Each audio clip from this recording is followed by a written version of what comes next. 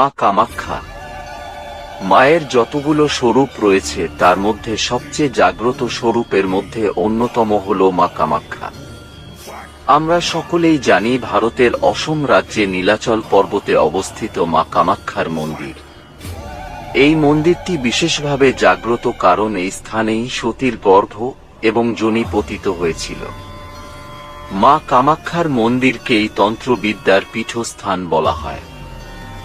আজকে আমরা এই ভিডিওতে মা কামাখ্যার এমন একটি মন্ত্র আপনাদের সামনে 108 বার জপ করব, যে মন্ত্র আপনারা শ্রবণ করলেই আপনার মনের যাবতীয় ইচ্ছে দ্রুত পূরণ হবে। আপনি যখনই মন্ত্রটি শ্রবণ করবেন তার আগে আপনার মনের ইচ্ছেটি মাকে মনে মনে ভক্তি ভরে জানাবেন। তারপর ভগবান শিব এবং মা কামাখ্যার উদ্দেশ্যে ভক্তি ভরে হাত জোড়ো করে প্রণাম করবেন এবং মনে মনে বিশ্বাস করবেন আপনার মনোকামনা মায়ের আশীর্বাদে পূরণ হয়ে গেছে। মন্ত্র শ্রবণ করার আগেই এই কাজগুলি আপনাকে করতে হবে। মা কামাখ্যার বহু মন্ত্র রয়েছে, কিন্তু সব মন্ত্র সবার জন্য নয়। কিন্তু আজকের আমাদের এই ভিডিওটির যে মন্ত্রটি আপনাদের সামনে জপ করতে চলেছি সেই মন্ত্রটি প্রত্যেকেই জপ করতে পারেন অথবা মন্ত্রটির শ্রবণ করতে পারেন। মন্ত্রটি যখন শ্রবণ করবেন বা জপ করবেন তখন পুরো 108 বারই শ্রবণ অথবা জপ করবেন। মাঝপথে মন্ত্রটি শ্রবণ করা ছেড়ে দেবেন না এবং শ্রবণ করতে করতেই মন্ত্রটিকে মনে মনে উচ্চারণ করবেন। দেখবেন আপনার যে মনোকামনা রয়েছে সেটি 24 ঘন্টার মধ্যে পূরণ হওয়া শুরু হবে।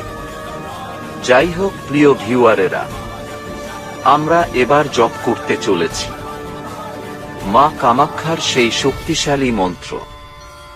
আপনারা ভক্তিভরে শ্রবণ করুন। ক্লীম ক্লীম কামাখ্যা ক্লীম ক্লীম নমঃ। ক্লীম ক্লীম কামাখ্যা ক্লীম ক্লীম নমঃ। ক্লীম ক্লীম কামাখ্যা ক্লীম ক্লীম নমঃ।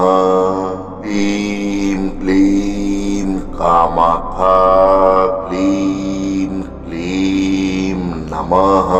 ক্লীম ক্লীম কামাখ্যা ক্লীম ক্লীম নমঃ। ক্লীম ক্লীম কামাখ্যা ক্লীম ক্লীম নমঃ। ক্লীম ক্লীম কামাখ্যা ক্লীম ক্লীম নমঃ। ক্লীম ক্লীম কামাখ্যা ক্লীম ক্লীম নমঃ। ক্লীম ক্লীম কামাখ্যা ক্লীম ক্লীম নমঃ। ক্লীম ক্লীম কামাখ্যা ক্লীম ক্লীম নমঃ। ক্লীম ক্লীম কামাখ্যা ক্লীম ক্লীম নমঃ। ক্লীম ক্লীম কামাখ্যা ক্লীম ক্লীম নমঃ। ক্লীম ক্লীম কামাখ্যা ক্লীম ক্লীম নমঃ।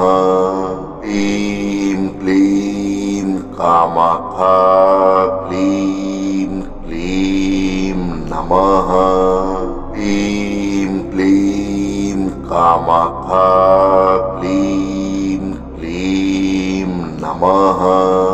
ক্লীম ক্লীম কামাখ্যা ক্লীম ক্লীম নমঃ। ক্লীম ক্লীম কামাখ্যা ক্লীম ক্লীম নমঃ। ক্লীম ক্লীম কামাখ্যা ক্লীম ক্লীম নমঃ। ক্লীম ক্লীম কামাখ্যা ক্লীম ক্লীম নমঃ। ক্লীম ক্লীম কামাখ্যা